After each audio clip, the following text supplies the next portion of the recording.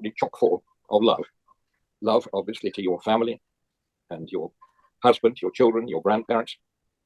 Love also for your country, for your traditions. And it is very touching. And I think it is contagious, actually. I feel it's very strong. And anybody who has some connection, some minor connection with Uyghur life, or even Xinjiang, even the Turkic, Central Asia, all the Uzbeks, Kazakhs, and so on, they get a feeling of what it's like. And I think it's a very valuable book. Like you, I have a wanderer's heart. And that poem on page 168, I could look at it, is a very powerful one from my point of view. It's one of your longer poems. It starts, "Where are you from, traveler? Don't ask. I came from far, far away."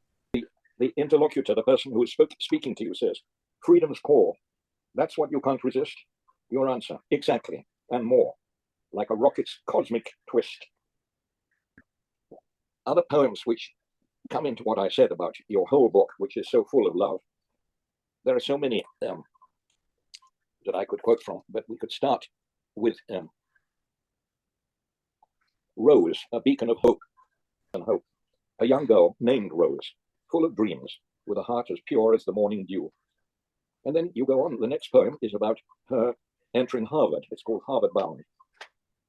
And then when she becomes a physician, a doctor, and she would like to be a primary physician, you have Smiling Moon, Sparkling Star. How lucky you are to have a sparkling star in your family. And the very next one is your son. And obviously you, Cooley, are a great admirer of your son also, Babur Jan, a Renaissance spirit. And another one is just called Babur Jan. And yet a third one is about his love of the snow and skiing, which I can't quite find at the moment. But all of them are beautiful poems. You call him your tiger. And you're obviously a great admirer of your own son, which is a wonderful thing to be as a mother. I wonder who he will marry, because I'm sure he's a very attractive man. And then, of course, lastly, your eldest comes up. Your eldest. Now, let me see if I can find the poem for that one. It's a beautiful poem. And she is a very beautiful girl, actually. From childhood dreams to guiding stars. You call her the Pearl Moon, and I assume that that may be an exact, very appropriate. She looks absolutely beautiful. And now she has 3 boys, I believe. So not only has she followed very much in your spirit, Guli, just as Babur Jan has followed in your spirit, Sokrat. Now, other poems that I enjoyed, because, as I mentioned, I recently come from Xinjiang, I like that story called The Flaming Journey. Not on a camel, but at least I was in a car, and I went to the Flaming Mountains and Flaming Journey, you call it,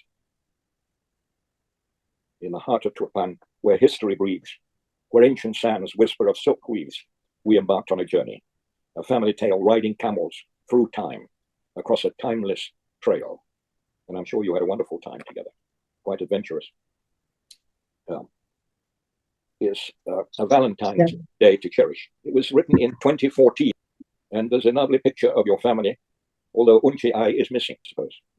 And I like you and Sokrat are together, and you are leaning towards each other, and you write, "Together we sway in love's gentle, loving way. Our hearts beat as one. Forever we'll stay. In your arms I find solace, my heart's sweet home. Our love shines bright, like stars on a celestial dome." That's a very lovely thing to say about your husband. A much more serious poem, and it's quite a long one, and it talks about your hands, your brain, your eyes, your heart. Do you know what that would be? A wrong one.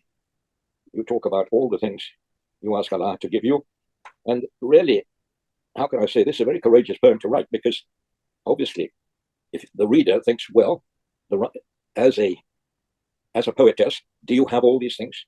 And you do.